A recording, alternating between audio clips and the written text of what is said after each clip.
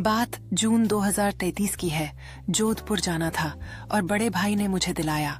जोधपुर पहुंचते ही मेरे बड़े भाई के साथ बाजार में सैर करने का आनंद लिया। हमने वहां पहुंचकर मेहरानगढ़ किला देखा और फिर स्थानीय खाने का आनंद लिया। उसके बाद हम थार रेगिस्तान में ऊंट की सवारी करने गए और वह अनुभव अविस्मरणीय था। रात के समय जोधपुर का नजारा बेहद खूबसूरत था और हमने अपने दोस्तों के साथ आग के पास कहानियां साझा की। सुबह का समय आया और हमने उमैद भवन के पास नाश्ता किया, जहां से शहर का नजारा अद्भुत था।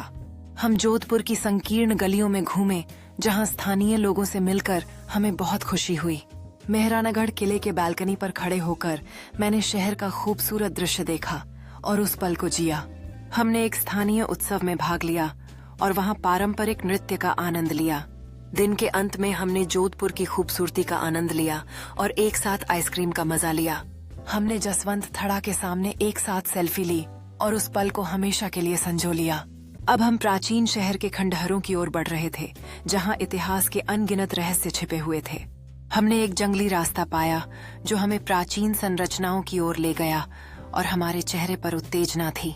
हम एक भव्य प्राचीन मंदिर के प्रवेश द्वार पर खड़े थे, जहां की कलाकृतियां हमें मंत्रमुग्ध कर रही थीं। हम मंदिर के अंदर गए, जहां का माहौल रहस्यमय और अद्भुत था। हमने मंदिर की सीढ़ियों पर बैठकर खंडहरों के बीच कुछ पल बिताए और अतीत के बारे में सोचा। मैंने मंदिर का स्केच बनाना शुरू किया ताकि उस अद्भुत अनुभव को हमेशा के लिए अपने साथ रख सकूं।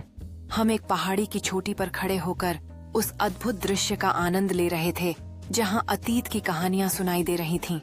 हमने अपनी यात्रा का जश्न मनाते हुए पहाड़ी पर नृत्य किया और खुशी से जी भरकर हंसे।